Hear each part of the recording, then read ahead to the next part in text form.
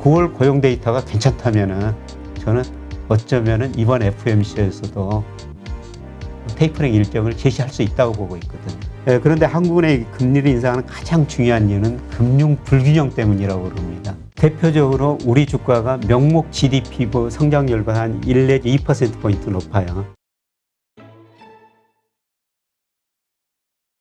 오늘 모신 분은 서강대학교 경제대학원 김영익 교수님 오셨습니다. 안녕하세요. 네, 안녕하십니까. 네.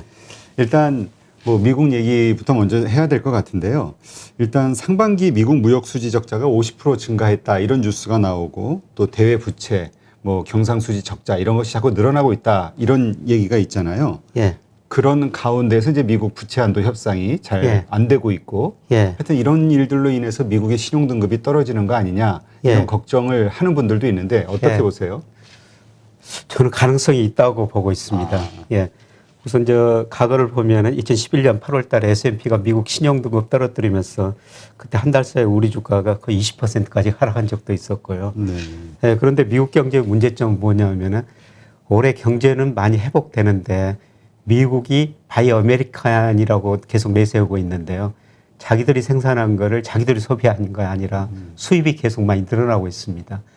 예, 그래서 7월까지 미국의 무역수지 적자가 4,500억 달러 근접하고 있거든요. 네. 이 수치가 최근 3년 평균감보다 한 42%나 증가했어요. 이렇게 무역수지 적자가 증가하다 보니까 미국의 대외 불균형이 너무 커지고 있거든요. 그래서 대내적 측면 보면은 미국 정부 부채가 지금 GDP 대비 123% 정도 1분기 기준으로요. 예, 그 다음에 대부채, 대순 자산이 마이너스 14조 3억 달러예요. 예, GDP 대비 63%입니다. 아마 다른 나라 같으면은 이렇게 대부채가 많으면 그 나라 외환위기 갔을 겁니다. 근데 미국은 기축통화지 않습니까? 네, 그렇죠. 뭐 20센트, 40센트 비용으로 100달러 지폐를 찍어내가지고 예, 그 돈 가지고 지금 소비하고 있는 거거든요. 예, 그런데 문제는 뭐냐면은 지금 가끔 일부 언론에서 보면 미국 정부 부도, 국가 부도 이런 이야기가 나오는데요. 네, 그렇죠. 미 의회가 미 정부 부채 한도를 28조 5천억 달러로 지금 설정해 놨어요. 근데 최근 보니까 28조 5천억 달러 약간 넘어버렸거든요. 만약 미 의회가 그거를 물론 승인해 주겠죠. 승인 안 해주면 결론적으로는 예, 부도 상태에 갈 수가 있다는 것이죠. 그렇죠. 그래서 저는 지금 신용평가기관 지금 행태들을 자세히 좀 살펴보고 있는데요. 그 무디스가 미국 국가 신용등급을 부정적 마이너스에 놨어요. 그거는 상황이 나빠지면은 미국 신용등급을 낮출 수도 있다. 이런 걸 시사한 거. 최근에 그런 건가요? 예. 그래서 아마 무디스가 머지않아 미국 국가 신용등급을 낮출 수도 있다. 네, 그래서 우리가 신용평가들의 앞으로 행위들을 조심스럽게 한번 지켜볼 필요가 있다. 저는 그 일이 그렇게 머지 않았다고 가끔 생각을 해보고 있습니다. 지금. 만약 그런 일이 현실로 발생이 된다고 하면은 뭐 주식시장은 뭐 과거 2011년도처럼 뭐 20% 정도 흔들렸던 그런 이상의 어떤 파급이 있을 수도 있겠네요. 예, 그렇죠. 우선은 지금 미국 국가 신용 등급이 떨어지면 미 국채 수익률이 일시적으로 올라버릴 수가 있어요. 네. 지금 미 국채 수익률이 최근에 조금 오르고 있는데요. 일시적으로 올라버리고 미국 주가 급락하고, 예, 그 다음에 그 달러가 문제인데요. 사실 국가 신용 등급이 떨어지면은 달러 가치가 떨어져야 되죠. 그렇죠. 예, 근데 2011년 8월 달에 오히려 달러 가치가 올라버렸거든요. 이게 위기 상황이 발생하면 가치가 더 그렇죠. 올라버려가지고. 예. 아직도 달러가 기축통화니까 미국이 신용등급이 떨어지는데 달러 가치가 올라버렸다는 겁니다. 네. 근데 아마도 이번에도 달러 가치는 오를 가능성이 높아요. 근데 지금 달러 말씀하셨으니까 교수님은 좀 달러 약세를 예전에 이제 좀 말씀하셨었는데 좀 이렇게 그렇게 쉽게 약세로 가지를 않는 것 같아요. 지금 추세로 보면은 장기적으로는 달러 약세죠. 장기적으로. 예, 주요 선진국 통화에 비해서. 근데 달러 가치가 뭐 주요 선진국 통화에서 달러 지수를 발표하는데 그게 뭐 올 연초에 90일까지 떨어졌다가 최근에 93까지 올라왔다가 지금 92 안팎에서 움직이고 있는데요. 지금 달러 가치가 약간 오른다는 것은 글로벌 금융시장이 불안하다는 징조 중에 하나가 될 수가 있습니다. 그래서 저는 글로벌 금융시장과 불안 징조를 볼 때 그 호주 달러하고 스위스 프랑 상대 환율을 보거든요. 글로벌 금융시장 안정적이면은 호주 국채 수익률이 높기 때문에 예를 들어 스위스에서 돈 빌려가지고 호주로 가면은 그만큼 이자 차익을 누릴 수가 있죠. 그렇죠. 그래서 스위스 프랑에 비해서 호주 달러가 강세면은 금융시장이 안정적이다. 예, 그 다음에 스위스 프랑이 강세면은 금융시장이 불안하다. 그런데 최근에 호주 달러가 약간 강세 보이다가요. 요 며칠 사이에 보니까 또 호주 달러가 상대적으로 약세를 보이고 있거든요. 이게 금융시장 불안 조짐이 아닌가. 그래서 일시적으로는 저는 달러 가치가 더 오르리라고 생각합니다.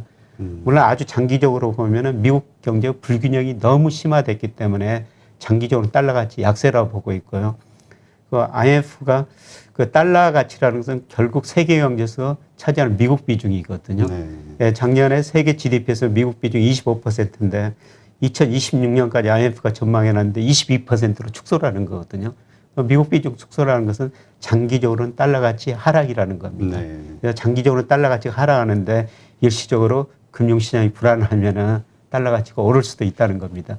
아마 저는 9월, 10월 뭐 금융시장이 지금보다도 불안해지리라고 보고 있고요. 달러 가치는 좀 더 오를 수 있다고 보고 있습니다. 네. 네, 그래서 뭐 달러 가치 하락, 장기적으로 저는 원화 가치 상승이다 이런 말씀을 계속 드렸습니다만은 제가 올해 환율을 전망하면서 3분기에는 일시적으로 원 달러 환율이 1,200원도 넘을 수 있다. 지금 뭐 최근에 그 1,170원 안팎까지 올랐었습니다만은 일시적으로는 1,200원 넘을 수도 있다. 뭐 3분기 이제 몇 달 안 남았습니다만은 뭐 그 가능성도 아직도 남아 있다고 보고 있습니다. 네. 참 이게 이 기축통화라는 게 참 오묘한 힘을 가지고 있는 것 같아가지고 예.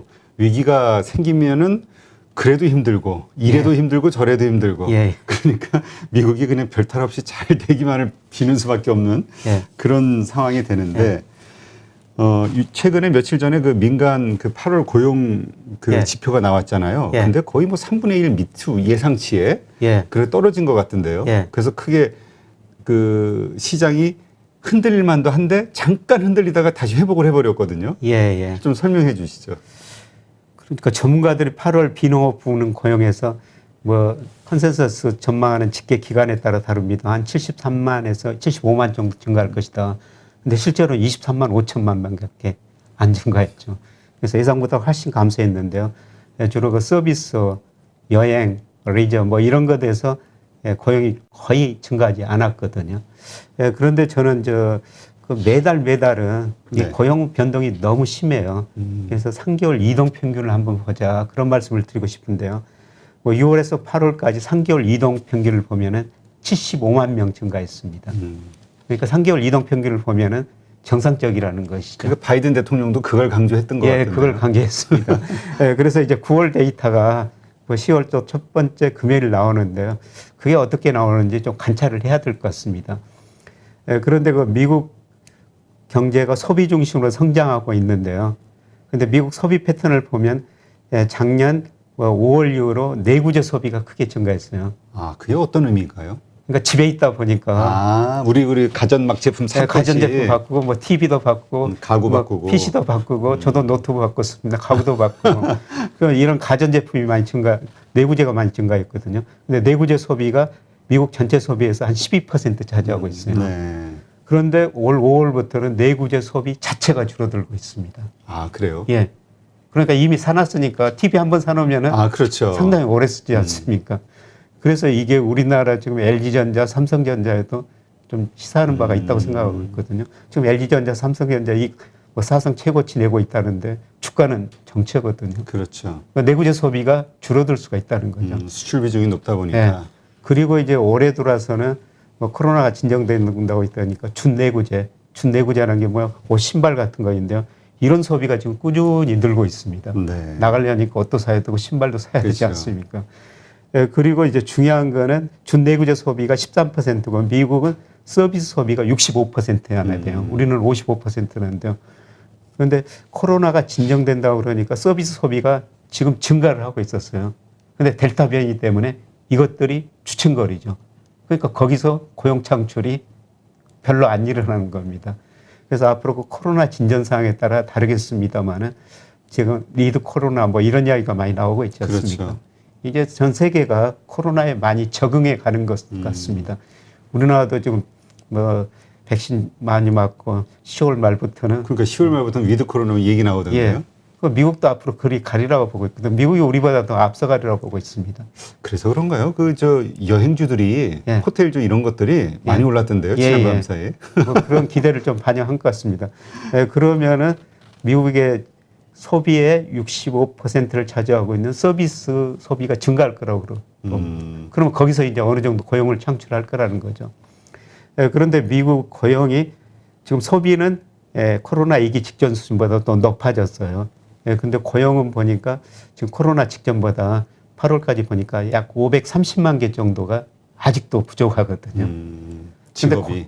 고용이 왜 그렇게 부족하느냐 보니까 미국 산업 생산, 미국 기업들이 생산하는 게 코로나 직전보다 지금 92% 수준이에요. 아직 회복이 안 됐네요. 예. 우리가 경제 저 지표만 보면 뭐 8% 성장, 7% 성장 이런 얘기 나오면서 엄청나게 뭐 화랑인 것 같긴 한데요. 근데 그거를 이제 소비를 했는데 미국서 생산한 제품을 소비하는 게 아니라 미국 국민들이 수입해 가지고 쓰고 있거든요. 그래서 그러니까- 무역 적자는 워낙 늘어나 버리고 그래서 고용 생산이 부정하다 보니까 고용 증가 속도가 좀 부진하죠. 그런데 이제 코로나 상황에 따라 다르겠습니다만은 코로나가 좀 코로나와 함께 살자 이런 인식이 강해지면 아마 서비스 소비 지출이 늘어나면서 저는 내년 상반기 때는 530만 개 정도 그 일자리를 창출하리라고 보고 있거든요. 코로나 직전 수준까지는 가리라고 보고 있습니다. 근데 지금 일각에서 논란되고 있는 거는 그 뭐 내구재 소비가 좀 줄었다 뭐 이 말씀하시는데 그 미국 경제가 지금은 참 좋지만 피크아웃 아니냐 이거에 대한 논란이 있잖아요. 예. 그게 이제 결국 한국 경제에도 이제 피크아웃 아니냐 이래서 이제 또 주가가 조정받는 계기가 되기도 했고요. 예. 아마 미국 경제 성장률로 보면 2분기가 정점이었을 것 같습니다. 2분기요? 예. 그래서 지금 골드만삭스도 미국 경제 성장률을 내렸고요, 최근에. 그 다음에 어제 그 옥스퍼드 이코노믹스라고 있는데요. 거기서는 많이 내렸더라고요. 올해 뭐 7.5% 원래 예상했는데 한 6.8% 정도로 많이 내려버렸습니다. 연평균 경제 성장률. 예, 올 연간 경제 성장률이요. 예, 그렇게 내리는 거는 아마 소비 측면에서 뭐 코로나 영향도 강조한 것 같고요. 예, 그 다음에 미국 사람들이 작년 가계 저축률이 14.7%였어요, 연평균. 7% 가급 평균이었거든요. 작년에 가계 저축률이 높았었는데 그걸 써버리고요. 그 다음에 뭐 1,400달러 올 그 3월 달에 미국 정부가 가계한테 좋지 않습니까? 그것도 많이 써버렸다는 거죠. 그래서 하반기에는 소비 증가세가 좀 둔화될 것이다. 그래서 경제 성장을 낮추는 것 같은데요. 근데 사실 미국 경제보다도 우리 경제가 미국 경제에 선행합니다. 예. 우리 후행이 아니라 오히려. 예. 그래서 OECD가 각 국가별 경기 선행지수를 발표를 하는데요. 그걸 보면은 우리나라 선행지수가 OECD 전체 선행지수 한 4 내지 5개월 선행하고요. 미국 선행지수에도 한 4개월 정도 선행해요. 예, 그래서 우리 경제가 세계 경제 풍향계다 이런 이야기까지 나오죠. 그런데 우리나라 선행지수가 통계청 기준으로 보면 선행지수 순환변동치가 지난 6월에 정점을 쳤다고 저는 생각하고 있고요. 지금 7월에 감소했거든요. 조만간 OECD가 8월 선행지수를 발표하는데 아마 이게 굉장히 중요할 것 같습니다. 8월 OECD 선행지수 한국이 저는 감소했을 거로 보고 있거든요. 그 이유는 OECD 한국 선행지수에 우리나라 장단기 금리차 10년하고 1년 금리차가 한 3개월 정도 선행하는데요. 그 장단기 금리차 5월에 정점을 쳤어요. 그래서 3개월째 지금 떨어지고 있거든요. 그걸 보면은 우리나라 선행지수가 먼저 정점을 치고 뭐 미국 다른 나라 선행지수도 조만간 정점을 치고 모든 경제 지표가 이제 둔화될 조짐을 보일 거라는 겁니다. 네, 그렇군요. 근데 사실 이러한 걱정 때문에 예. 또 증시 그 참여자들의 많은 분들이 테이퍼링이 좀 연기되는 거 아니냐. 이래서 사실 미국 주가가 더 상승한 측면도 있거든요. 그러니까 그래서 원래 시장의 컨센서스는 한 11월 정도 오지 않을까 이건데 어쩌면 내년으로 연기될 수도 있어. 이런 기대를 하는데 어떻게 보세요? 그래서 당장 이번 FOMC가 중요하죠. 이달 우리 뭐 추석 연휴 때 22일 FOMC가 열리거든요. 물론 그 23일 날 새벽 3시에 발표를 합니다. 우리가 23일부터는 일하는데요. 그래서 23일 날 새벽 3시에 일어나가지고 뭐 저는 FOMC가 있는 날은 뭐 2시부터 일어나가지고 계속 보고 또 파월 연준 의장이 기자간담회에서 무슨 이야기를 하는가 이걸 지켜보는데요. 이번 FOMC가 굉장히 중요한 거는 또 경제 성장률 물가 그다음에 실업률을 조정하게 되거든요. 그 물가 상승률은 아마 이번에 올릴 가능성이 높습니다. 네. 예. 그리고 이제 점도표라는 걸 발표하는데요. 뭐 18명의 위원들이 적정금리가 몇 퍼센트, 올해 몇 퍼센트, 내년 뭐 장기적으로 적정금리 몇 퍼센트다 이렇게 점을 찍는데 이 점이 이번에는 좀 올라갔을 것 같습니다. 지난 6월보다는. 그래서 당초에는 8월 고용이 좋았으면은 9월 FOMC에서 뭐 테이퍼링 일정을 제시할 것이다 이런 기대가 많았었는데요. 8월 고용이 나쁘니까 이게 9월에는 못 할 것이다 이런 전망들이 많이 나오는데요. 예, 저는 3개월 이동 평균 고용을 보면은 75만 명으로 그렇게 나쁘지 않았다. 물론 이분들이 이제 9월 데이터를 아마 거의 가지고 보고 있을 거예요.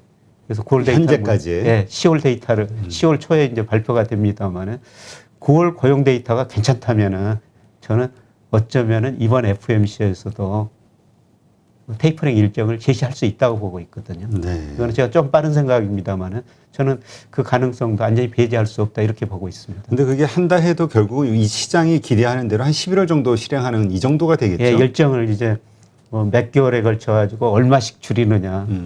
액수라든가 예, 이런 게 예. 이제 중요하겠네요. 한 번에 많이는 하지 않고요. 단계 그걸 완전히 없애지는 않을 겁니다. 뭐 예를 들어서 6개월에 걸쳐 가지고 매달 얼마씩 줄이겠다. 뭐 금액도 그렇게 처음에는 큰 금액은 아닐 거라고 보고 있습니다. 네, 그렇군요. 만약에 이런 것들이 벌어진다고 하면, 발생이 된다고 하면, 지금 시장에서는 다 기대하고 있는 거잖아요. 예. 시장에 큰 영향을 주진 않겠죠. 2013년 그 텐트럼처럼 뭔가 막 일시적으로 발작이 있거나 이러진 않겠죠. 증시가. 저는 발작이 좀 있을 거로 보고 있어요. 아, 그래요? 이미 다 알고 있는데. 알고 있지만은 실제로 하면은 좀 발작이 있을 거라고 보고 있는데 왜 그러냐면은 지금 미국의 모든 자산 가격이 거품에 있거든요. 어제 그 제레미 프랑켈이라고 뭐 우리 기획정부 KDI에서 무슨 세미나를 했는데요. 예, 그분이 everything 버블이라는 이런 단어를 썼더라고요. 모든 자산 가격이 다 버블이라는 겁니다. 지금 채권 금리도 적정 수준에 맞죠. 채권 낮죠. 채권 가격 버블, 주식 가격 거품, 부동산 가격 거품, 모든 게 버블임이라는 겁니다. 제가 보기에도 지금 뭐 미국의 국채 수익률 뭐 1.3% 안팎인데요. 올해 명목 성장률이 뭐 9%, 10% 정도 되거든요. 금리 너무 낮습니다. 채권가 가대평가됐다는 거죠. 그다음에 주식시장도 뭐 버핏 지수나 그다음에 미국 가계 주식 보유량 뭐 이런 것 보면은 상당히 거품 영역에 들어섰고요. 그다음에 최근에 발표됐습니다. 그 7월 미국의 20대 소지 그 주택 가격이 케이스 힐러 지수인데요. 전년 동기 대비 19%나 올랐어요. 그러니까 거품이 아니라면은 뭐 테이퍼링을 하더라도 뭐 기대되고 그래서 별 문제가 없는데요. 예, 저는 모든 자산 가격에 제레미 프랑켈 교수가 이야기한 것처럼 지금 거품이 발생했기 때문에 통화량을 조금만 줄이더라도 상당한 정도 충격이 있을 거로 보고 있습니다. 네. 근데 또 일각에서 물론 이제 많이 괜찮아졌다 위드 코로나 이야기하지만 실질적인 지표를 보면 미국조차도 지금 이 델타 변이 바이러스에 대한 이 심각성이 되게 심하잖아요. 확진자 수 막 늘어나고 막. 예? 한국도 그렇고요. 근데 그 위드 코로나라는 게 상황이 좋아졌을 때 시작이 될 것이냐 아니면 이렇게 막 늘어나도 수치는 늘어나도 그냥 결국 위드 코로나로 갈 것이냐 이거에 대한 우리 그 어떤 정부 정책 당국자들의 어떤 마인드에 따라서 좀 달라지지 않을까 이런 생각도 들긴 하거든요. 그런데 결국은 그냥 뭐 감기처럼 뭐 그렇게 지내자. 예. 미국에서 어제까지 보니까 뭐 4천만 명이 코로나 확진자고 64만 명이 죽었더라고요. 진짜 엄청나게. 예. 그 64만 명 의미가 뭐냐면은 2차 대전을 거치면서 미국 뭐 민간인 군인 합쳐가지고 42만 명 죽었다는데 그것보다 훨씬 뭐 64만 명이 죽었으니까. 그렇죠. 이렇게 많이 죽다 보니까 그냥 그거를 그냥 받아들이고 있는 것 같아요. 예, 같이 살자. 이런 식으로. 예. 그래서 아마 저 서비스 소비는 좀 더 늘어날 것 같습니다. 그래서 저는 뭐 극기화 위축은 경제가 안 되리라고 보는데, 예, 그래도 모든 경제 지표로 보면은 이 성장률이 이거 둔화되는 국면에 접어들고 있다. 예. 그러면 그 이러한 변이 바이러스로 인한 어떤 여러 가지 안 좋은 지표들 때문에 테이퍼링에 대한 것들이 연기되거나 뭐 이럴 가능성은 좀 없다 이렇게 보시는 거예요. 그거는 이제 물가거든요. 그러니까 잭슨홀 미팅에서 그 연준 파월 의장이 연설을 했는데 그 연설문을 보니까 거의 3분의 2 이상을 물가 이야기를 하고 있더라고요. 지금 뭐 6, 7월 물가가 전년 동월 대비 5.4%는 올랐거든요. 그런데 연준 의장은 이 물가 상승률이 일시적이다. 그렇죠. 그래서 거기에 관련된 여러 가지 그림을 그렸고요. 뭐 전 세계 그 주요 선진국의 제조 물가 거의 오른 적이 없다. 그 다음에 트림드 민 인플레이션이라는 거를 또 그래프로 그려놨던데요. 이게 뭐냐면은 지금 미국 물가가 오른 것은 일부 품목 때문이라는 거죠. 예를 들어서 중고 자동차 가격이 굉장히 많이 올랐다는 거죠. 그런 걸 많이 오른 건 일부 품목을 제외하면은 미국 물가가 2% 초반대에서 매우 안정적이다. 이런 이야기를 하는데요. 그런데 조만간 또 8월 물가가 발표되고 9월 물가가 발표되는데요.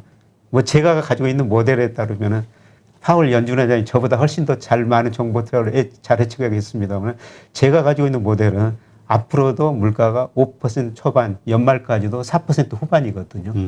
연준 의장이 예상한 만큼 물가가 그렇게 안정되지 않을 것이라는 것이죠. 그렇게 되면은 아마 생각보다 더 빠르게 테이퍼링을 연준 의장은 아니라고 그러지만은 또 일부 위원들은 계속 특히 세인트 루이스 연방은행 총재 같은 사람들은 계속 물가 우려를 계속 하고 있거든요.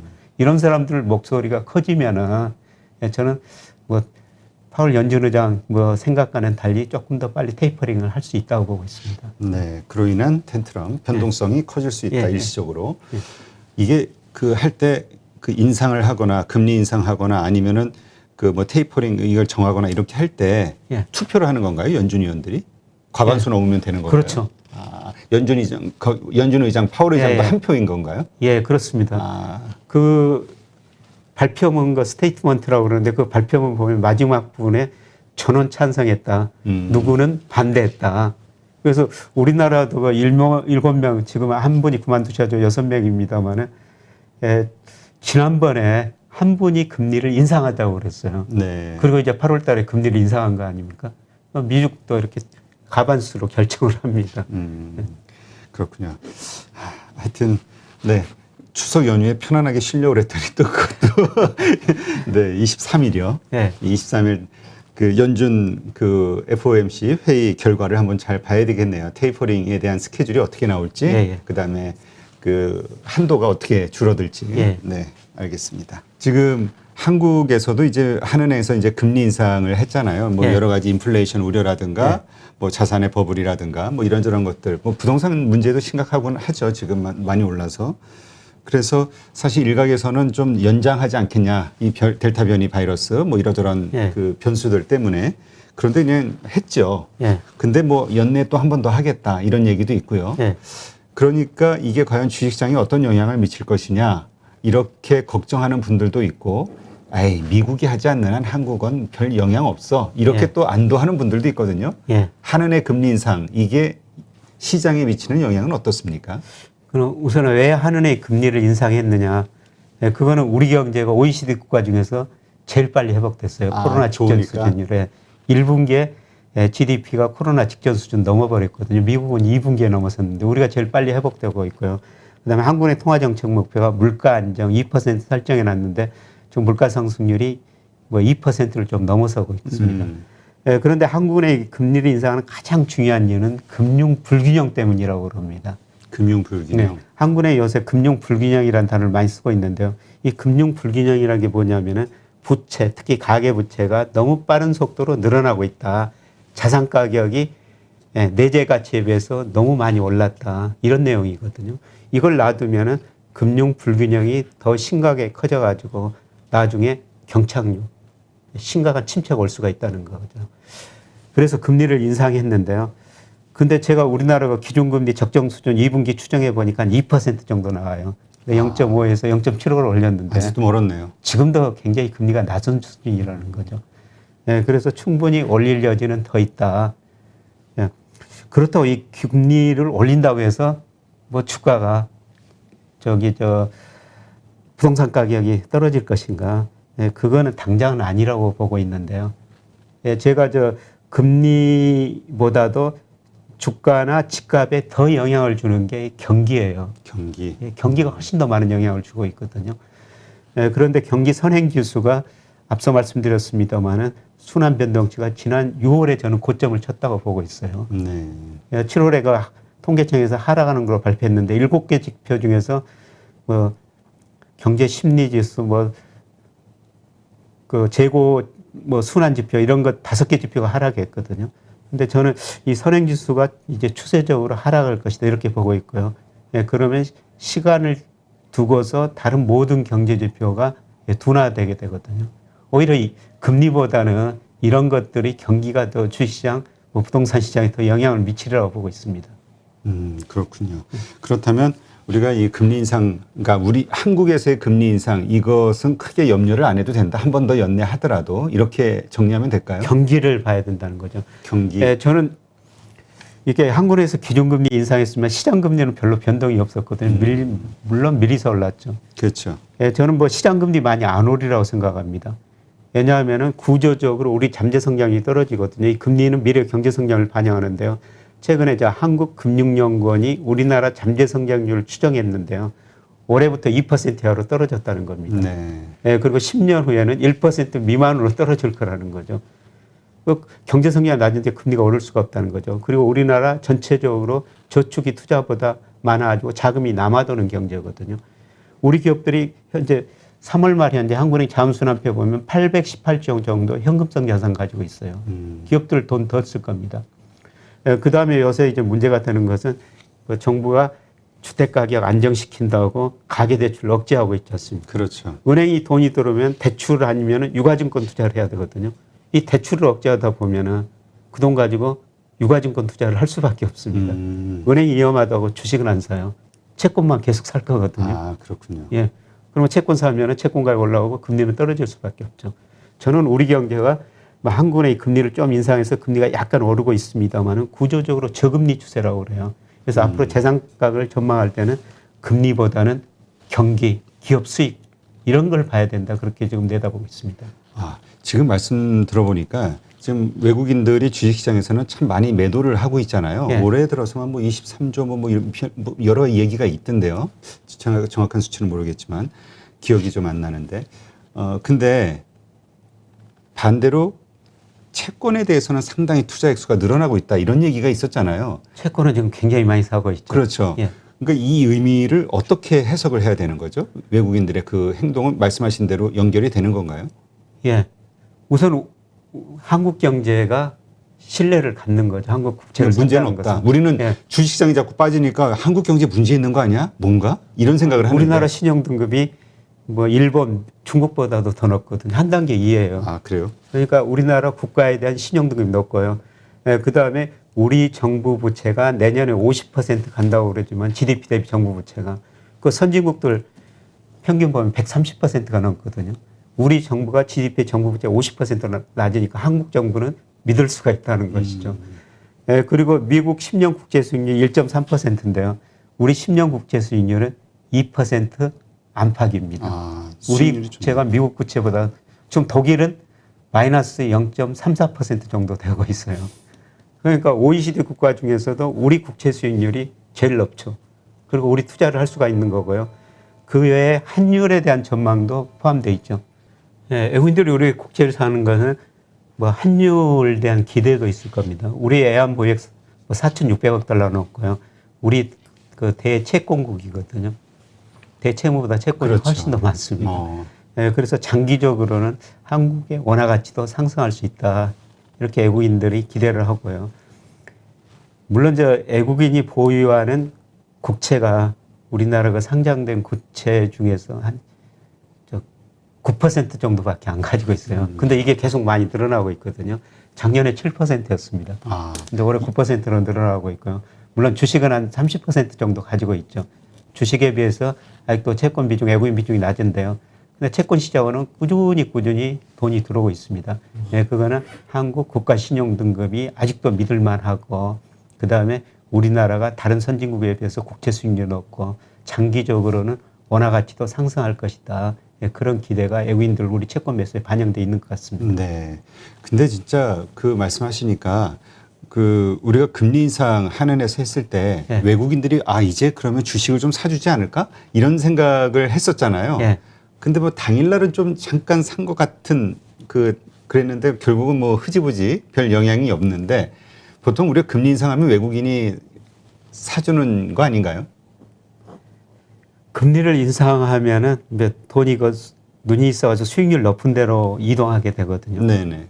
예, 그러니까 채권 시장으로는 돈이 들어온 거죠. 아, 주식시장이 아니라? 예, 채권 시장으로 돈이 들어왔는데, 근데 주가는 일반적으로 그 배당금은 1 플러스 금리 마이너스 기업이익 증가로 나눈 건데, 금리가 오르면 주가는 떨어지게 되는 것이죠. 오히려. 예, 그래서 채권 시장과 주식 시장은 좀 다르게 생각하고 있고요. 예, 그런데 외국인이 뭐 우리나라 주식을 계속 작년에도 팔고 올해도 파는 이유는요.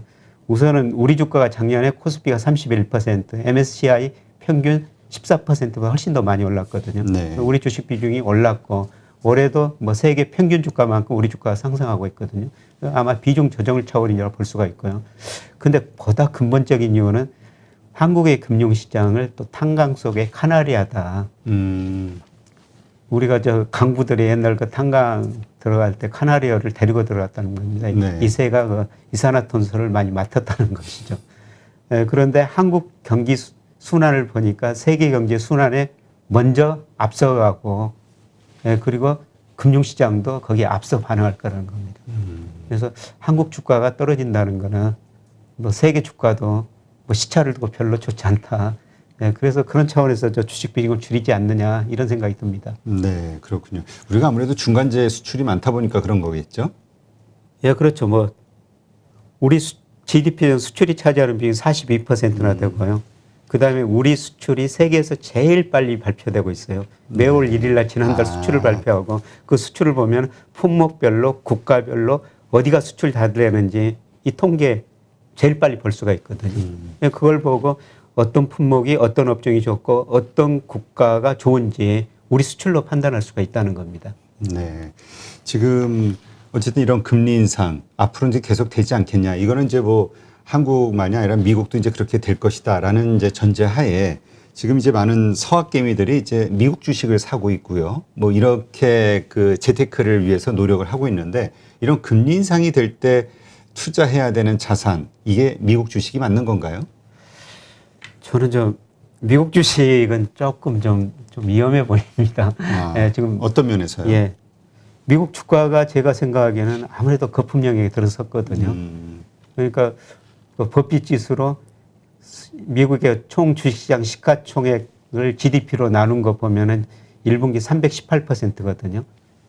예, IT 거품 붕괴 직전에 210%였고요.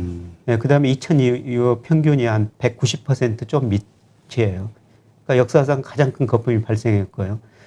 예, 그다음에 그 레이 달리오라는 사람이 거품의 징조를 여러 가지 7가지 제시하고 있습니다. 그 중에 하나가 통화정책 긴축이 거품을 붕괴시킬 우려가 나온가 지금 나오고 있지 않습니까? 혹시라도 미국 금리를 인상하면은 거품이 붕괴될 것이다.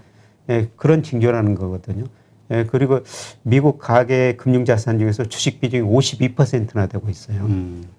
역사상 이렇게 높은 적은 없거든요. 그만큼 미국 사람들이 주식을 많이 샀거나 미국 주가가 많이 올랐다는 겁니다. 그런데 과거 경험을 보면은 2000년대 주식 비중이 50% 근접했다 주가 폭락했고요. 네. 그다음에 2008년 글로벌 금융위기 직전 2007년에 50% 가계 자산 중에서 주식 비중이 근접했다가 또 주가가 폭락했거든요. 저는 뭐 그 비슷한 지금 수준이라고 보고 있습니다. 그래서 뭐 미국 주식도 그 투자는 하기는 해야 되지만은 지금 비중은 늘리는 시기는 아니라고 생각하고 있고요. 조금씩 좀 지금은 좀 줄여가는 게 오히려 주식을 예, 좀 미국 주식만 예. 아니면 한국 주식도 같이 전체적으로 지금은 좀 주식 전체적으로요? 비중을 좀 줄이는. 그러니까 미국 주가가 떨어지면은 뭐 한국 주가, 중국 주가 뭐 거의 방향은 같거든요. 예, 그런데 저는 상대적으로 우리나라나 중국 주가는 상대적으로 덜 떨어져지라고 보고 있어요. 예, 그만큼 가대평가되지 않았기 때문입니다. 근데 지금 이 전제에는 예. 일단 첫째 그 우리 금리 인상 0.25 했지만 별 시장에 영향이 없는 것처럼 미국이 그렇게 한다 해도 예를 들어서 뭐 2% 3% 뭐 확 올리지 않는 한 예. 뭐 조금씩 0.25씩 뭐 이렇게 몇 번 올리는 거 가지고 크게 의미가 있을까? 그러니까 별 시장에 큰 영향을 줄까? 그 임계점에 다다르지 않으면 이렇게 생각하는 분들도 있거든요. 금리가 아니라 저는 앞으로 이제 주식시장에서 금리를 보지 말고 네. 경기를 보자. 앞서 우리나라에서 말씀을 드렸습니다만은 미국도 저는, 마찬가지로. 미국도 마찬가지로 내년에는 특히 내년 하반기에는 미국 경제가 저는 침체에 빠지리라고 보고 있거든요. 아, 어떤 이유에서요? 우선 미국 사람들이 그 소비가 GDP에서 차지하는 비중이 70%인데요. 지금 소득이 많이 늘어나지 않고 있거든요. 그다음에 그 맥킨지 보고서를 보니까 부모보다 가난한 자식 세대 이런 이야기를 하고 있어요. 소득 불균형이 너무 심화됐어요. 네. 상위 10%, 20%는 굉장히 소득이 많이 늘어났죠. 그런데 그 사람들은 이미 쓸 만큼 쓰고 있습니다. 그런데 평균적인 가계는 실질 소득이 별로 늘어나지 않으니까 쓸 돈이 없어요. 그리고 미국 경제가 이렇게 빨리 회복된 거는 사실 그 놀라운 건데요. NBER 전미 경제 연구에서 미국 경기 순환 주기를 발표하는데요. 장기적으로 1990년대부터 미국의 평균 경기 수축 국면이 14개월이었거든요. 근데 작년에는 3, 4개월, 2개월이었었습니다. 역사상 확 줄였네요. 볼 수 없는 일이었어요. 그만큼 미국 정부가 돈을 많이 썼고 통화 정책을 적극적으로 운영했다는 겁니다. 네. 근데 미국 정부 부채 지금 국가부도 이야기하는 것처럼 많이 쓸 수가 없어요. 정부가 지금 가계한테 그만큼 돈을 줄 여지가 없다는 것이죠. 재정 적자가 많이 늘어나니까. 그리고 가계 기업 부채가 높은 수준이기 때문에 금리도 여기서 더 내릴 여지가 없습니다. 그리고 돈을 풀어도 자산가의 거품이 발생했기 때문에 여기서 자산가격이 추가적으로 오르기는 힘들다고 보고 있거든요. 네. 오히려 그 자산가격이 떨어지면 역의 부의 효과가 나타나가지고 저는 미국 소비가 많이 줄어들 거라고 보고 있습니다. 근데 지금 말씀하신 대로 소득 불균형이라는 그 어떤 그 문제를 해결하기 위해서 그리고 경제를 좋게 하기 위해서 계속해서 인프라 사업이니 뭐 재무부 그러니까 정부 중심의 어떤 재정 정책들이 계속 펼쳐지잖아요. 1조 달러 지금 나가는 거 말고도 또 3조 5천억이 또 기다리고 있고 말로는 또 뭐 그 이상 뭐 할 수도 있다 이런 얘기가 나오고 있는데 이런 것들이 결국은 이렇게 완충작용을 하면서 계속 좀 이 좋은 상황을 더 유지해 나가지 않을까 이런 기대감을 갖고 있거든요. 그거는 뭐 장기적인 이야기 10년에 걸쳐가지고 인프라 투자를 그렇게 많이 하겠다는 거죠. 3조 5천억 달러. 그리고 그거는 가게한테 주는 돈이 아니에요. 기업 R&D에 주는 돈이거든요. 그래서 요새 그 미국 통화정책처럼 방향에도 변화가 있을 거라고 생각하는데요. MMT, 현대 화폐 이론이라고. 이번에 트럼프 대통령 그 선거 전에 그 MMT를 주장하는 경제학자들 일부 참여를 했거든요. 그러니까 MMT가 뭐냐면은 중앙은행이 시중은행의 최종 대부자인 것처럼 정부가 고용의 최종 대부자가 돼야 된다. 이게 MMT의 핵심이거든요. 그래서 그동안 중앙은행이 이 돈을 많이 풀다 보니까 이 돈이 실물로 가야 하는데 금융으로만 가가지고 지금 주가, 집값 올려가지고 소득 불균형이 더 심화됐지 않습니까? 네, 그렇죠. 그래서 MMT라는 건 뭐냐면 중앙은행이 돈을 찍어가지고 그 돈을 정부가 주자. 그러면 정부가 그 돈 가지고 R&D 투자든지 뭐 소득 불균형 해소해서 쓰자는 것입니다. 그러면은 돈이 실물로 더 갈 수가 있어요. 그래서 저 월스트리트 QE라고 그래가지고 돈을 풀었는데 금융시장만 갔다는 거죠. 그래서 메인스트리트 QE라고 그러는데 그 정부가 푼 돈을 실물로 가자. 그게 MMT의 핵심이거든요. 저는 결국은 일이 가리라고 지금 보고 있습니다. 근데 시간은 좀 많이 걸릴 것 같아요. 근데 어쨌든 그러한 어떤 것들로 그 지금 교수님이 말씀하시는 그런 여러 가지 어떤 어려운 상황들 이걸 이제 미국 정부가 됐든 연준이 됐든 그런 문제가 닥치지 않도록 하기 위해서 이런 어떤 정책들이나 이러한 방법들 가지고 해결을 하려고 연착륙을 하기 위해서 노력을 하지 않을까. 그리고 그렇게 되면 좀 상황이 달라지지 않을까 이런 생각이 들어가지고요. 근데 제가 경제를 뭐 40년 가까이 공부하고 있습니다. 특히 자산가격에서는 연착륙이라는 건 없습니다. 버블이 차 있으면. 항상 자산가격이라는 것은 펀더멘털을 가대평가하거나 지금 가대평가한 상태죠. 떨어질 때는 가소평가예요. 그리고 경기나 자산시장의 특징 중에 하나는요. 오를 때는 굉장히 오랫동안 서서히 오릅니다. 경기 확장국면이 수축국면보다 길다는 거죠. 그런데 떨어질 때는 어떻습니까? 갑자기 짧은 시간에 급격하게 떨어져 버려요. 이거는 정부가 막을 수가 없다는 겁니다. 그러니까 얼마 전에 제가 중국 고국 관료 이야기를 들었는데요. 이 사람이 무슨 이야기를 하냐면은 요새 계속 저 금융시장, 경제, 자본시장 보면서 사람 공산당은 통제할 수 있지만 시장은 통제할 수 없다는 걸 깨달아가고 있다. 중국 공산당마저 그런 이야기 하거든요. 미국은 완전히 시장을 강조하는 나라예요. 그렇죠. 예, 그 시장 상황을 그런 일시적인 상황을 예, 정부가 통제할 수가 없다는 겁니다. 그리고 이제 급락하면은 뭐 여러 가지 조치가 나오죠. 예, 그러나 제가 생각한 것은 정책 수단에 한계가 있다는 겁니다. 지금 정부 부채가 높으니까 과거처럼 돈을 많이 쓸 수는 없고요. 그 다음에 지금 금리 0%지 않습니까? 금리 더 내릴 여지 없어요. 돈을 풀어도 가계 기업이 부실해졌기 때문에 과거처럼 소비 투자가 안 늘어난다는 거죠. 예, 그래서 과거처럼 뭐 정책 수단 쓸만한 무기가 그렇게 많지는 않다는 겁니다. 그러면 지금 이런 어떤 좋은 경제 상황을 유지하는데 이 3조 5천억 달러 10년간 이렇게 나간다는 이 방법 가지고는 그렇게 하기는 어렵다. 3조 5천억 달러가 그 큰 돈이 아니라는 겁니다. 예를 들어 가지고 예, 작년 3월부터 올 3월까지 미국 정부가 쓴 돈이 GDP 대비 27%예요. 27%. 그런데 미국 GDP가 지금 22조 달러 됐으니까 그 이상을 이미 썼네요. 엄청나게 써버린 거죠. 근데 3조 달러면 GDP에 뭐 한 15% 예, 그렇죠. 되나요? 얼마 안 되네. 얼마 안 됩니다. 그게. 액수는 상당히 커 예, 보이는데. 크는데 GDP 규모에 비하면 그렇게 크지 않다는 겁니다. 자, 그렇다면 우리가 그럼 이런 여러 가지 이 어려운 문제들을 그 좀 최악의 시나리오를 가정을 했을 때 그럼 우리가 그럼 현금을 들고 있는 게 좋습니까? 어떻게 아까 주식 비중을 미국 주식이 됐든 뭐 한국 주식이 됐든 비중을 좀 줄이자 말씀하셨는데 그럼 그 줄이는 거를 현금으로 가지고 있어야 되나요? 예, 저는 뭐 현금 비중을 좀 늘리는 게 낫다고 생각합니다. 물론 지금 현금으로 가지고 있으면은 뭐 실질 금리가 마이너스니까 그렇죠. 뭐 실질 금융사단이 줄어드는 거죠. 그래도 일부는 현금으로 가지고 있어야 된다. 뭐 자산 가격이 떨어진 것보다 마이너스 폭이 현금으로 가지고 있을 때 마이너스 폭이 적다는 거죠. 물론 저 무슨 뭐 현금으로 직접 가지고 있는 게 아니라 은행에다 그래도 맡기면은 지금 1% 유동성이 굉장히 높은 자산이 은행에다 맡겼다가 자산 가격이 떨어지면 그 돈을 다시 주식을 언제든지 살 수가 있는 거예요. 예, 그리고 뭐 CMA나 뭐 MMF 같은 요새 보니까 MMF로 돈이 많이 좀 들어오고 있던데요. 근데 MMF보다 완전히 안전한 자산은 아닙니다. 그렇지. 그것도 좀 위험이 있는데. 어쨌든 5천만 원 그 금융기관 그거 예. 넘어가면 안 되는 거잖아요. 예. 그런데 어떻든 지금은 저는 현금 비중을 조금 많이 가지고 있는 게 예, 괜찮은 시기가 아닌가.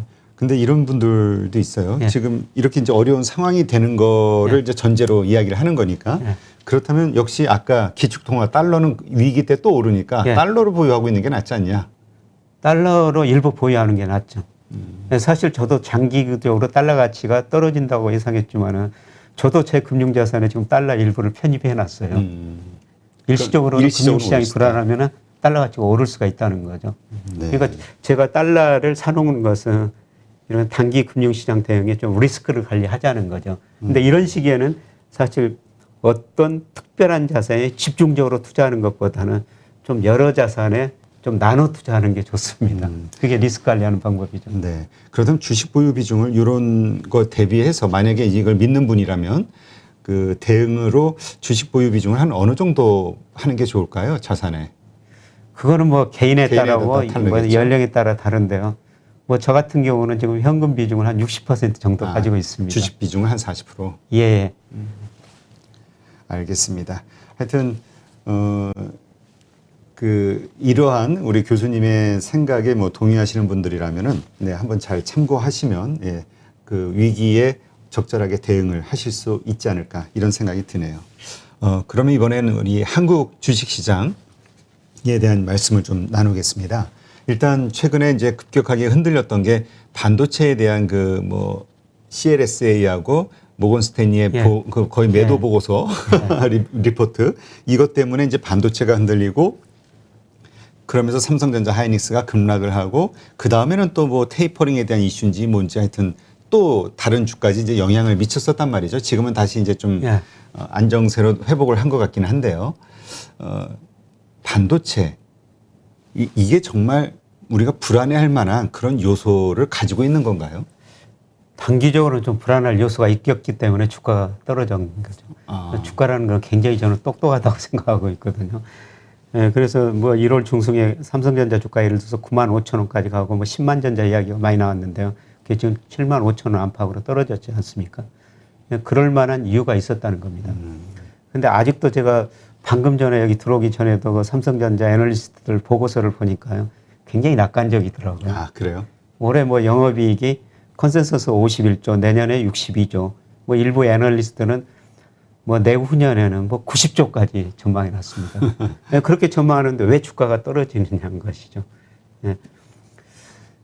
아까 제가 전 시간에 그 미국의 내구재 소비가 줄어들고 있다. 네. 물론 그 반도체가 거기에 전부 들어가는 거 아니에요. 예, 반도체 수요 보니까 서버 그다음에 그 모바일 이쪽에 한 70% 정도 들어가더라고요. 예, 그런데 주가가 떨어졌다는 것은 그만큼 그쪽에서도 전문가들 전망치보다 생각보다 좋지는 않다. 그래서 앞으로 그 이익 전망치가 좀 낮아지지 않을까 이런 생각이 드는데요. 예, 그런데 그 삼성전자 사가지고 저한테도 뭐 가까운 주변 친척들도 물어보는데요. 예, 저는 뭐 가지고 계시라고 생각, 뭐 이런 말씀을 드립니다. 그러니까 제 가까운 친척이 삼성전자가 얘들 둘 유학을 보내줬다 이런 이야기를 하거든요. 돈 생길 때마다 삼성전자 주식 샀죠. 근데 장기적으로 보면은 삼성전자가 100배 올랐지 않습니까? 네. 그러니까 그렇죠. 장기적인 시각에서 지금 봐야 될 거고요.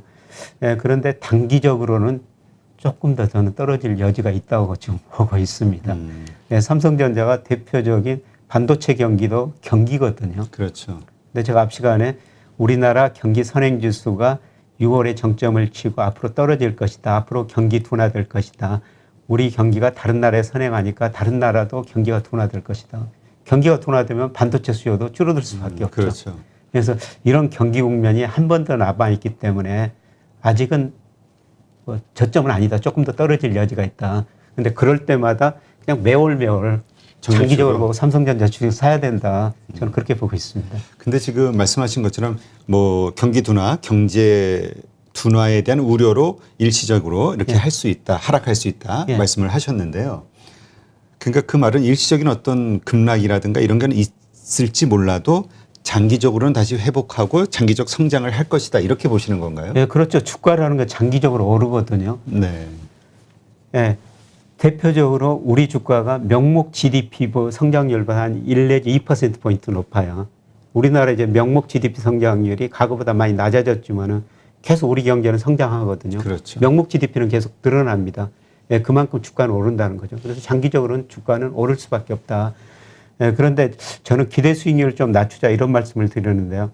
작년에 우리나라 코스피가 31% 오르다 보니까 우리 주가가 명목 GDP를 가대평가하고 있어요. 네. 예, 그래서 앞으로 기대 수익률은 저는 주시장에서 4 내지 5%좀 낮추자. 근데 주가는 이제 장기적으로 오른다는 거고요. 그 오르는 것 중에서 보면은 우리나라 전기전자 업종이 제일 많이 올랐거든요. 아, 현재. 예. 예를 들어서 이제 86년부터 집하고 저 주식하고는 비교할 게 아닙니다. 집은 사는 것이기 때문에. 그래서 예를 들어서 86년부터 KB국민은행에서 뭐 주택가격, 아파트 가격 지수를 발표하는데 아파트 가격 지수가 9배 올랐습니다. 지수. 9배. 예. 실제 이제 금액은 차이가 있을 수가 있는데요. 근데 우리나라 전기전자 업종은 100배 올랐거든요. 근데 이제 주식이라는 게 늘 불안하죠. 그렇죠. 예. 근데 추세적으로 장기적으로 오른다는 겁니다. 네. 예. 그러니까 아까 말씀하신 그 주식 보유 비중을 지금은 한 40% 정도, 현금 보유 비중을 한 60% 정도를 보유하자. 제 경우가요. 예, 예. 이렇게 이제 하시고 예. 뭐 각자 그 사람들마다 이제 환경이 다 다르니까 하여튼 그런 정도로 예. 뭔가 현금 보유 비중을 좀 높이자 이런 예. 말씀인데 예. 그 얘기는 그래서 그러한 어려운 상황이 왔을 때 그때가 오히려 매수 그 돈을 가지고 사야 되는 때이다 이렇게 보시는 건가요? 예, 그렇죠. 근데 그 시점은 누구도 잘 모르죠. 예, 그런데 제가 여러 가지 지표를 예상해 보니까 지금은 주가가 추세적으로 상승 국면보다는 조정 국면, 하락할 가능성이 높다. 예, 그래서 그 하락했을 때 또 주가가 하락하면 저평가 되거든요. 그렇죠. 예, 그때 또 가감히 주식을 늘리자는 겁니다. 예, 저는 뭐 젊은 분들 뭐 60대 되신 분들한테도 주식 투자 하시라고 그렇게 권유하고 있거든요. 왜냐하면 코스피 배당 수익률이 은행 이자보다 더 높아졌어요. 그래서 배당 투자는 꼭 하셔야 됩니다. 그 말씀하니까 네. 교수님 작년서부터 재작년서부터인가요? 그 포스코 너무 싸다 그거 배당도 좋고 그 사면 좋은데 안 산다 뭐 그 강의 가도 그런 얘기 하셨었잖아요. 예, 그래서 제가 포스코 직원들한테 가가지고요. 월급 받아가지고 은행에다 넣지 마세요. 자기 주식, 자사주를 사세요. 그리고 배당 받으세요. 그러니까 포스코 뭐 KT 배당 수익률이 사내지 5%거든요. 주가도 많이 올랐죠. 주가도 많이 올랐죠. 거기다 이제 시세 차익까지 누릴 수가 있었던 것이죠. 그러니까 저는 그 배당 투자는 꼭 하셔야 된다고 생각합니다. 그러니까 이런 시기에는 오히려 이런 배당 투자에 안정적으로 돈이 들어올 수 있는 여기에 관심을 갖는 게 더 좋다. 예, 그렇습니다. 조금 불안한 시기에는 그러니까 또 보통은- 연말이 가까우니까 또 배당 투자에서 주식시장에서 좀 이야기가 많이 될 거거든요. 보통은 이제 큰 시세 차익을 얻기 위해서 성장주 중심으로 예. 많이들 생각을 하잖아요. 그리고 시장에서 많은 그 이야기도 성장주 쪽으로 가져가야 된다. 예, 예. 근데 오히려 가치 투자라고 할 수 있는 배당주 중심으로 가자. 그러니까 시점이라는 게 있는 것 같아요. 예, 저는 뭐 주말마다 그 농사일을 하고 있습니다만 씨 뿌리는 시기 있고 그 수확하는 시기가 있거든요. 근데 그거는 사실 명백해요. 제가 3주 전에 무씨 뿌렸습니다. 무엇이요? 예, 무씨. 10월 중순에 그걸 수확하게 되거든요. 그때가 씨를 뿌리는 시기였었어요. 근데 주식시장 뭐 경기에도 분명히 그런 씨 뿌리는 시기고 수확하는 시기가 있거든요. 근데 이거는 그 농산일보다는 더 알기가 힘듭니다. 그렇죠. 예, 그런데 여러 가지 경제 지표로 보면은 지금은 최소한 주식시장에 저는 씨를 뿌리는 시기는 아니라고 보고 있기 때문에 거둘 수 있는 예. 뭔가 안정적인 수익이 나올 수 있는. 예, 예. 그런 좀 안전자산에 지금은 좀 투자하시자. 그러면 반대로 그런 성장주에 우리가 집중적으로 투자할 수 있는 그런 시기는 언제쯤이라고 생각하세요? 좀 기다려야 된다고 생각하고 있습니다. 어떤- 이거 경기가 한번 이게 수축 국면에 들어서면 상당히 우리나라 평균 수축 국면이 18개월이었거든요. 만약에 이제 경기 둔화가 된다. 근데 아까도 제가 드렸던 질문이 일시적으로는 급락하고 상황이 어려울 수 있으나 다시 장기적으로는 상승할 것이다. 예. 이렇게 생각하시지 않냐 질문 드렸지만 저는 그 일시적인 그 기간이 뭐 한 몇 개월 짧을 거라고 생각했는데 좀 길게 보시는 거군요. 예, 제가 올해 주가를 전망해서 계속 말씀드려서 상반기까지 오르고 3분기는 조정이다. 지금 4분기는 반등이다. 근데 4분기 반등이 추세적인 상승은 아니다. 계속 박스권일 것이다. 이렇게 말씀을 드렸는데요. 지금 뭐 3분기 조정장이거든요. 뭐 4분기에 약간 반등하려고 생각하고 있습니다. 예, 그런데 이 추세적인 상승이 아닐 것이다. 예, 그리고 그다음에 내년에는 경기 수축 국면이 되니까 사실 우리 주가가 오랫동안 조정을 보이는 국면이 많았거든요. 네. 그러니까 예를 들어가지고 뭐 2011년부터 2019년까지 거의 뭐 9년, 10년 동안 우리 주가가 계속 일정한 박스권에서 조정을 보였거든요. 그러니까 내년까지는 저는 그런 조정 국면이라고 보고 있어요. 한 1년 정도는. 예, 왜냐하면 경기가 수축 국면에 접어들었기 때문에.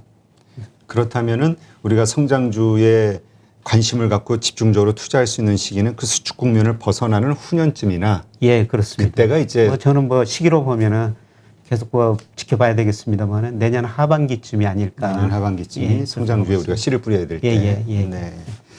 알겠습니다. 지금 요즘 그 수소와 관련한 이야기가 아주 그냥 갑자기 부각이 돼가지고 막 난리예요. 그 예. 현대에서도 뭐 그 수소차 관련된 예. 뭐 막 뭐 발표도 하고 수소 경제를 이끌어 나가는 아주 첨단 그 뭐라 그럴까요? 기업의 어떤 이미지를 자꾸 풍기는데 우리가 이렇게 새로운 어떤 테마, 그러니까 새로운 어떤 그 미래 신기술 같은 것이 부각이 되면서 시장에 관심을 받고 이럴 때 투자를 해야 되는 것인지 이 기대감으로 막 주가는 많이 오르거든요. 근데 어떻게 보세요? 40년간 주식시장에 있으셨으니까 적정한 이 신기술에 우리가 투자를 해야 되는 시기가 지금 맞나요?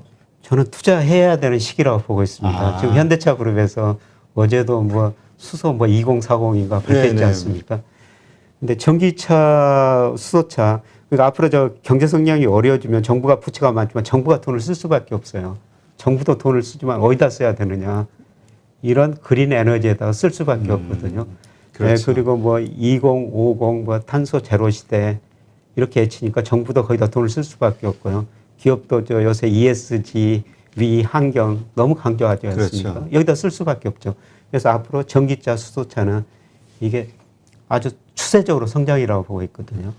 그래서 전기차는 우리보다는 저 중국 시장이 훨씬 더 빨리 커질 것 같습니다. 네. 네, 그래서 제가 여기 뭐 우리 대표님하고도 이야기할 때 그냥 중국의 전기차 ETF에 투자하자 이런 말씀을 많이 들었었습니다만 지금 뭐 80% 가까이 올라버렸고요.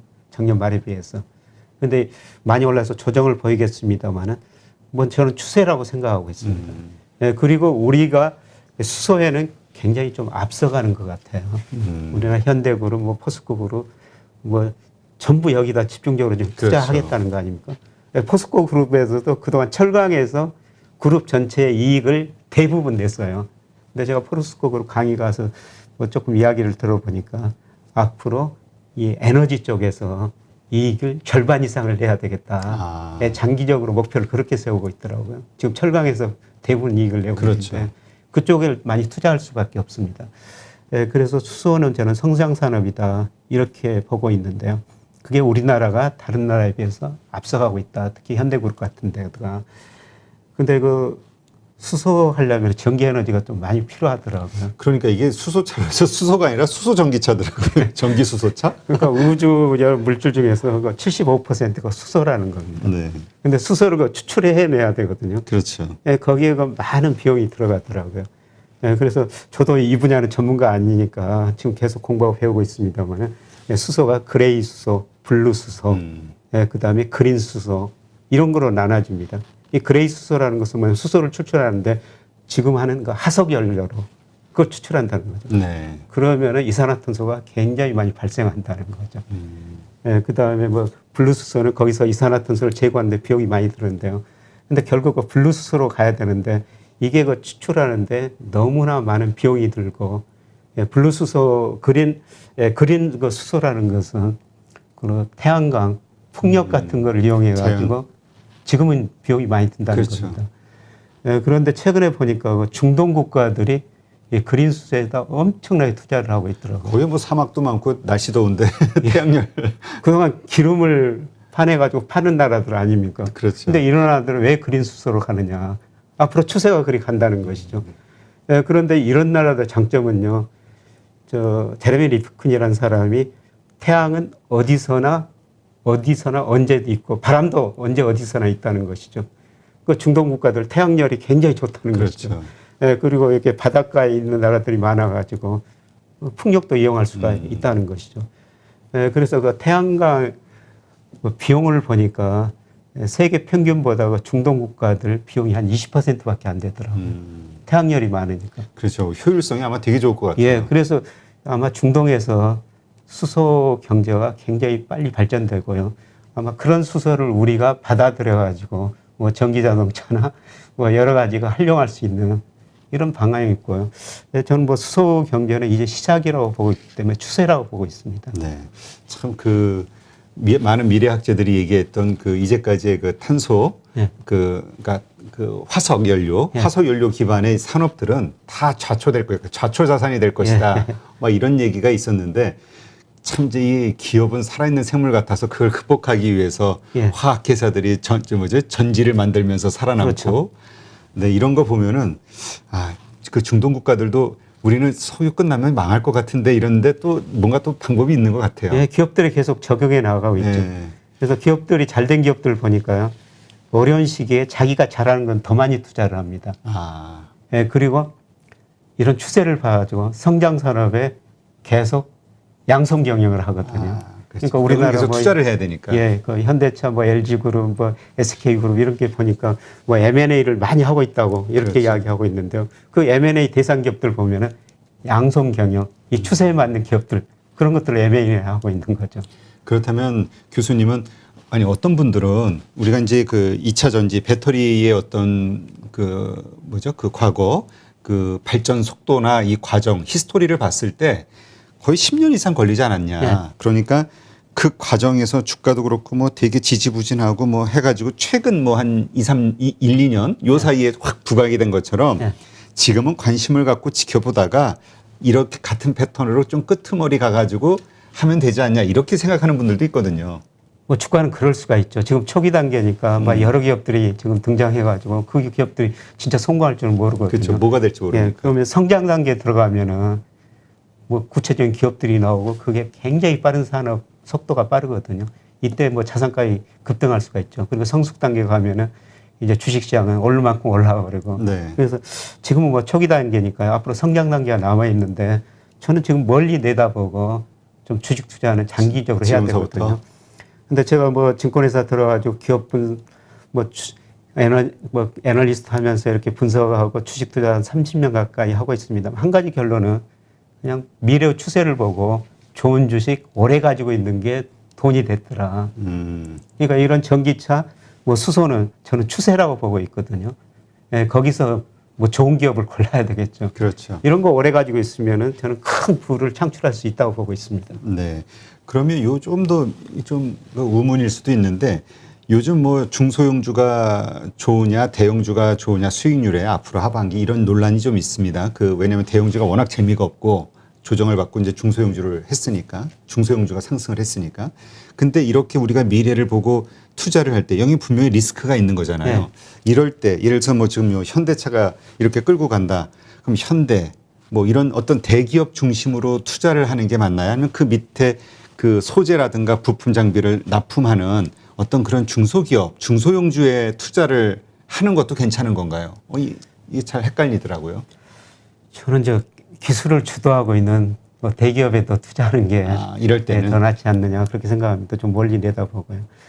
예, 그런데 저 우리나라가 사실 그 납품 대기업들이 중소기업한테 납품 받을 때 중소기업 가면은 그 단가를 후려친다 그런 이야기를 좀 많이 하고 있지 않습니까? 네.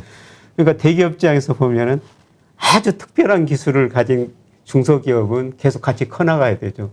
단가를 올려줄 수가 있어요. 그렇죠. 네, 그런데 웬만한 기술을 가지고 있는 기업은 다른 데서 시킬 수가 있다는 것이죠. 그렇죠. 네, 그래서 뭐 중소기업 아주 특별한 기술을 뭐 대기업이 넘볼 수 없는 그런 기술을 가지고 있는 중소기업이라면 몰라도요. 뭐 다른 중소기업은 조금 이제 신중하게 우리가 종목을 선택해야 될 것 같습니다. 결국은 그거를 주체적으로 끌고 갈 수 있는 예, 돈을 막대하게 투자하면서 예. 할 수 있는 대기업에 일단은 집중하는 게 낫겠네요. 예, 저는 그렇게 말씀대로. 보고 있습니다. 알겠습니다. 지금 우리 말씀하셨잖아요. 한국 시장은 좀 과거에 보면은 조정 기간이 좀 있어. 그러니까 이게 결국 박스권 장세라는 표현을 했었는데요. 근데 이제 작년부터 우리 동학개미로 표현되는 개인 투자자들이 상당히 많이 들어오고 자금이 이러면서 시장의 체질이 바뀌었다. 그다음에 이제 상위 20개 종목 중에서도 우리가 전부 수출주가 아니라 무슨 뭐 플랫폼 기업들도 있고 뭐 금융 기업들도 있고 그러다 보니까 이제는 과거처럼 박스권 장세가 아니라 미국처럼 계속 우상향할 수 있는 시장이 될 수 있는 거 아니야? 라고 기대하는 분들도 있고요. 예. 무슨 소리야? 한국은 어려워. 그래서 그냥 미국 시장 아니면은 그냥 적당히 올랐을 때 매도해야 돼. 한국은 이렇게 생각하는 분들도 있거든요. 우선 우리 주가를 장기적으로 보면요.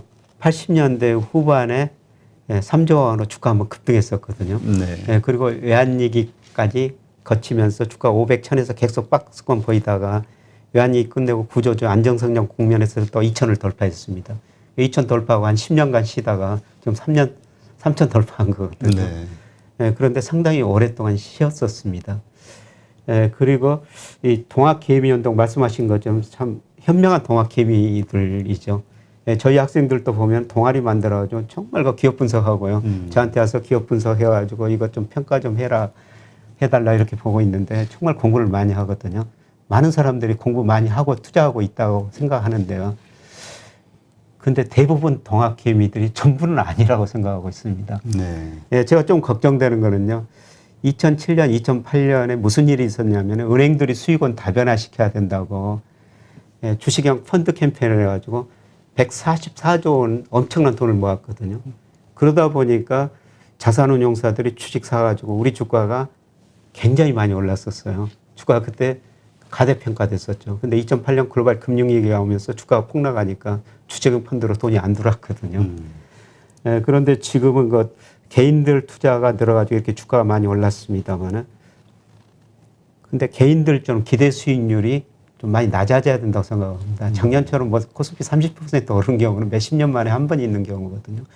예, 기대 수익률 좀 낮춰야 되는데 근데 주가가 오르는 것만 봤다가 최근에 그 증권사 지점장들 이야기 보니까 개인 투자자들이 많이 지루해 하신대요. 그러니까 주가가 지금 계속 조정 보이니까. 답답하니까. 예.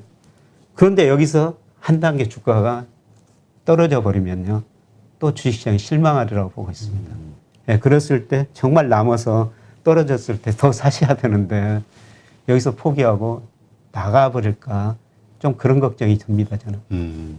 그렇다면은 교수님은 일단 한국 시장이 박스권 장세를 이번에는 좀 벗어나서 지속적으로 이렇게 성장할 수 있다, 상승할 수 있다 이렇게 보시는 건가요? 장기적으로는 계속 박스권 뭐 상승하는데 저는 앞으로 뭐 1년 반 정도는 그냥 박스권이라고 보고 있거든요. 1년 반 정도는. 네, 이 시기를 좀 잘 견디셔야 된다는 거죠. 네. 그래서 아까 말씀하신 대로 주식 비중을 조금 예. 이제 교수님은 한 40% 정도로 낮춰놨다. 예. 현금 비중을 60%로 다른 분들도 참고해서 자기 환경에 맞게 적절하게 예, 현금 보유 그렇습니다. 비중을 좀 예. 높이자. 예. 그리고 그 과정 속에서 좀 싸게 살 수 있는 기회가 왔을 때 매수를 하는. 예, 그렇습니다. 네, 이렇게 한번 정리를 하면 되겠네요. 네, 알겠습니다. 역시 또 40년간 이 금융 증권 시장에서 계셨던 분이기 때문에 아주 과거의 데이터, 왜냐하면 말씀하신 대로 요즘 들어온 분들은 요즘 환경 가지고만 이렇게 자꾸 생각을 하거든요. 근데 이제 이 역사라는 건 또 반복이 될 수도 있고, 네, 그렇기 때문에 과거의 데이터를 바탕으로 한번 또 생각해 보는 것도 필요하지 않나 생각이 됩니다. 네, 이제까지 서강대학교 경제대학원 김영익 교수님과 함께 했습니다. 감사합니다. 예, 고맙습니다.